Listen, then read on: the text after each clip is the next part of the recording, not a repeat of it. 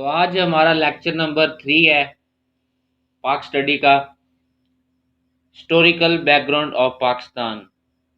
آخرکار پاکستان بننے سے پہلے پاکستان کی ہسٹری کیا ہے، آج اس کے بارے میں بات کریں گے کہ پاکستان کی ہسٹری کیا ہے۔ تو Pakistan ڈid not come into being overnight۔ Pakistan راتوں رات وجود میں نہیں آ گیا، یعنی کہ سوچا کہ پاکستان بنانا ہے اور پاکستان ایک رات میں بن گیا، نہیں، بالکل ایسا نہیں تھا۔ پاکستان بنانے سے پہلے اس کی 90 برس کی جو انڈیا کے ساتھ برصغیر میں مشکلات تھیں، سٹرگل تھی، رائٹس کے لیے لڑنا پڑا، جنگیں ہوئی، تو پاکستان ایک رات میں نہیں بن گیا۔ تو اسی بارے میں آج بات کریں گے کہ پاکستان کی آخرکار ہسٹری کیا ہے۔ Struggle for equal rights for the Muslims vis-a-vis Hindus in British India is spanned over about 90 years, which gradually evolved۔ British India میں ہندوؤں کے مقابلے مسلمانوں کے مساوی حقوق کے لیے جدوجہد تقریباً کوئی 90 سال رہی، 90 سال پر محیط رہی۔ تو ان 90 سالوں میں بہت سی کنٹری کی شکلیں چینج ہوئی، ارتقا چینج ہوئے اور کافی ساری شکلیں بدلتی رہیں برصغیر کی لوگوں کی۔ تو تاہم اس طویل تاریخی جدوجہد کا حتمی نتیجہ آخرکار پاکستان بنا۔ The final product of that long historical struggle came out in shape of Pakistan۔ آخرکار وہ پاکستان کی شکل میں ہمارے سامنے آ گیا۔ تو یہ تھی پاکستان کی ہسٹری۔ تو اور بھی کافی سارے آگے فیکٹ آئیں گے، مسئلے مسائل آئیں گے، تو آپ نے ان چیزوں کو پوائنٹ بنا لینا ہے، پھر آپ یاد کر سکو گے آپ paper of point of view. The basis of historical movement for the creation of Pakistan started to form with the outbreak of the War of Independence in 1857۔ Pakistan کے قیام کی تاریخ کی اس بنیاد سے شروع ہوتی ہے جب 1857 میں جنگ آزادی کا آغاز ہوا۔ تو جنگ آزادی جو تھی وہ 1857 کو شروع ہوئی تھی۔ 10 مئی کو برصغیر کے ایک صوبہ جو تھا میرٹھ میں وہ آزادی کی جنگ شروع ہوئی تھی۔ A remote and small city of the United Provinces of the Subcontinent، جو ایک برصغیر کے متحدہ صوبوں کی ایک آزاد ابتدا چھوٹا شہر تھا، اس میں سے جنگ آزادی وار آف انڈیپینڈنس شروع ہوئی تھی۔ Though unsuccessful, it brought many changes, particularly in the political strategies of three parties۔ تو اس کو بنیاد کی وجہ سے نا وہ خاص طور پر 3 جماعتوں کی حکمت عملی میں تبدیل ہو گئے، چینج ہو گئے۔ وہ 3 مختلف حکمت عملی میں چینج ہو گئے۔ وہ حکمت عملی میں کیا تھا؟ ہندو تھے، مسلمان تھے اور انگریز تھے۔ تو جنگ آزادی تھی نا، اس کے اسباب طور پر جو تھے اپنا 6 زمروں میں وہ تقسیم ہو گئے تھے۔ مطلب بنا جنگ آزادی کے اسباب کو موٹے طور پر 6 زمروں میں تقسیم کیا جا سکتا ہے۔ اس کا پہلا کیا ہے؟ اکانومک، دوسرا کیا ہے؟ ایڈمنسٹریٹو، تیسرا کیا ہے؟ پولیٹیکل، چوتھا کیا ہے؟ ریلیجس، پانچواں سوشل اینڈ لاسٹ ملٹری۔ تو ان زمروں میں چینج کیا جا سکتا ہے جو جنگ آزادی تھی۔ اس کا پہلا آپشن تھا وہ ہے آپ کے سامنے اکانومک کاسز، یعنی کہ معاشی وجوہات۔ آخر 6 ہم نے وجوہات پڑھنی ہے، جو 6 ہم نے آپ کے سامنے رکھی ہیں: economic, administrative, political, religious, social and military. تو یہ 6 جو اقسام ہیں، اب اسی کو ہم ڈسکس کریں گے. تو آپ نے اس جو پیراگراف ہے آپ نے اس کو پڑھ لینا ہے. میں آپ کو اس کا اوور ویو دیتا ہوں. Before the East India Company, E I C جو کمپنی تھی وہ اس سے پہلے کی بات ہو رہی ہے. یہ انڈیا کی کمپنی ہے، وہ اس سے پہلے کی بات ہو رہی ہے. حکمرانی سے پہلے ہندوستان کی زراعت کی صنعت اور تجارت تھی. اس کمپنی آنے سے پہلے ہندوستان میں زراعت، صنعت اور تجارت ہوتی تھی. پہلے تاہم انگریزوں نے اپنے معاشی فائدے کے لیے ہندوستان کا استحصال کرنے اور صنعتی انقلاب کے بعد اپنی صنعت کے مطالبات کو پورا کرنے کی کوشش کی.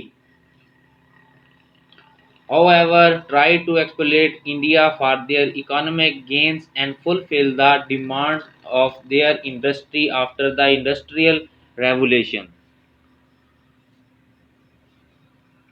کوشش کی برطانیہ کو ہندوستانی برآمدات، کپاس، چائے، مسالے اور ہندوستان میں تیار سامان کے طور پر ختم ہوئے یا پھر دوسرے ممالک کو برآمد کر دیے گئے، دوسرے ممالک کو بیچ دیے گئے. تو یہ انگریزوں نے انڈیا کے ساتھ کیا. تو یہ انگریزوں نے انڈیا کے ساتھ کیا. آخرکار اس کے بعد ہوا کیا؟ 1765 میں جب یہ ریونیو اپنا بنگال میں اکٹھا کیا گیا، بنگلہ دیش کے دارالحکومت میں تمام اس پیسے کو اکٹھا کیا گیا، تو اس کے بعد ای آئی سی نے بنگال کے ریونیو کے ذریعے جمع ہونے والی تمام رقموں کو ہندوستان کے کچھ حصے میں جنگ لڑنے کے لیے استعمال کر دیے گئے. تو اس پیسے کو جنگ میں استعمال کرنے کی وجہ سے بہت سے لوگوں کو نقصان ہوا، گروپوں کو، بہت سے تاجروں کو، لیبرز کو اور ذمہ داروں کو بہت زیادہ نقصان ہوا. اس کے بعد ہمارا جو سیکنڈ پوائنٹ ہے ایڈمنسٹریٹو کاسز، معاشی وجوہات.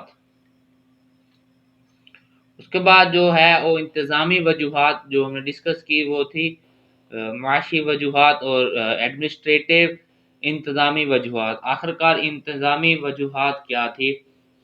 ای آئی سی ہندوستان میں ای آئی سی انتظامی مشینری ناکارہ اور ناکافی تھی، جس نے مقامی لوگوں میں عدم اطمینان پیدا کیا.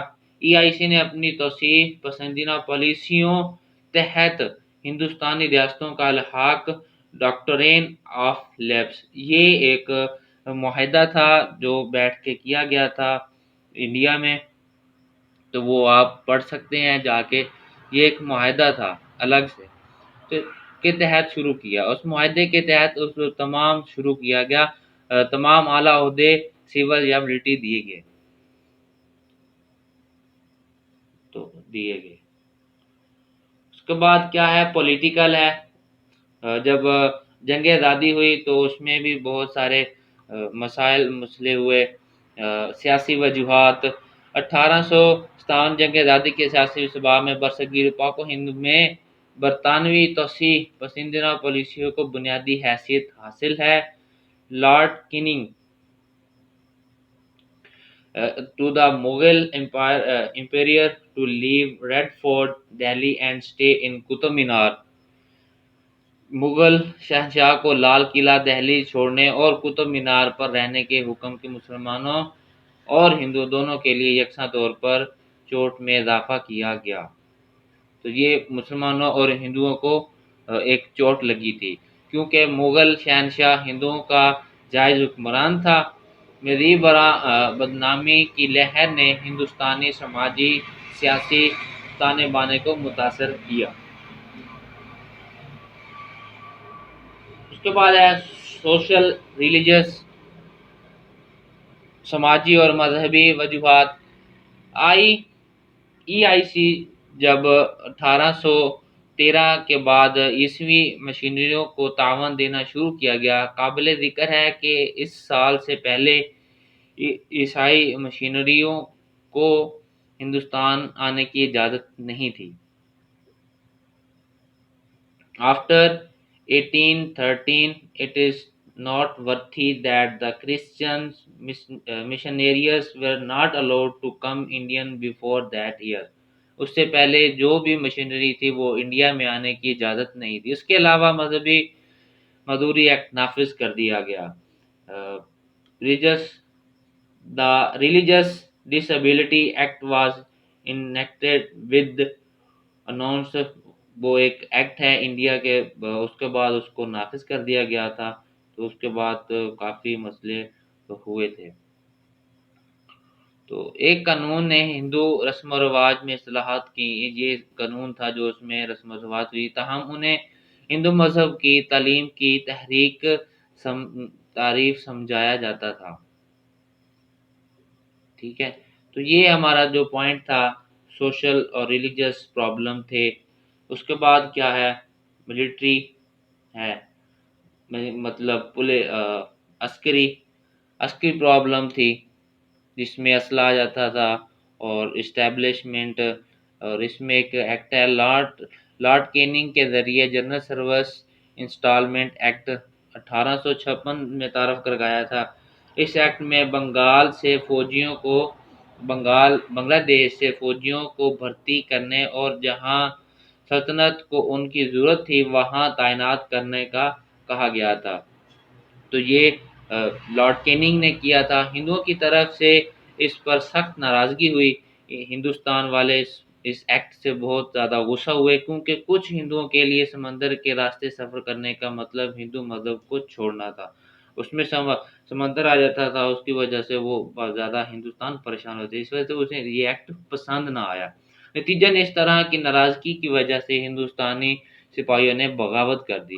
اسی وجہ سے ہندوستان کے جو سپاہی تھے، فوجی تھے، جن کو آرمی میں تیار کیا گیا، انہوں نے کچھ بغاوت کر دی تھی۔ نیکسٹ کیا ہے، امیجیٹ کازز، فوری وجہ تھے۔ ای آئی سی فوج میں ایفلیٹڈ رائفلز متعارف کروائی گئیں، اس میں کچھ رائفل تھی وہ متعارف کرائی گئی، اسلحہ تھا، ویپنز تھے، papers with grease like substance covered the bullets of these rifles. تو ان رائفلوں کی گولیوں کو چکنائی جیسے کاغذوں سے ڈھانپ رکھا تھا۔ سپاہیوں کو اس کو استعمال کرنے سے پہلے دانتوں میں کاٹنا تھا، وہ دانتوں سے پہلے اس کو کاٹتے تھے، اور یہ قسم کی ایک افواہ پھیل گئی تھی۔ چکنائی کا مادہ خنزیر اور گائے کی چربی سے بنتا تھا، جو یہ مادہ تھا وہ خنزیر اور پگز اینڈ کوز، جو اس کی فیٹ تھی، چربی تھی، وہ اس سے بنتا تھا۔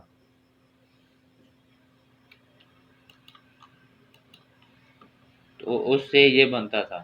اس کے بعد نیکسٹ پوائنٹ کیا ہے، causes for the failure of war of independence, جنگ آزادی کی ناکامی کے اسباب کیا تھے، جنگ آزادی کے اسباب کیا تھے، تو یہ ہم ڈسکس کریں گے ہماری اگلی ویڈیو میں۔ امید ہے کہ یہ آپ کو ابھی تک سمجھ آ گئی ہوگی۔ اگر کوئی آپ کو سوال ہے، مسئلہ ہے، تو وہ آپ کمنٹس میں پوچھیں، میں اس کا جواب دوں گا آپ کو۔ میرے چینل کو سبسکرائب کریں۔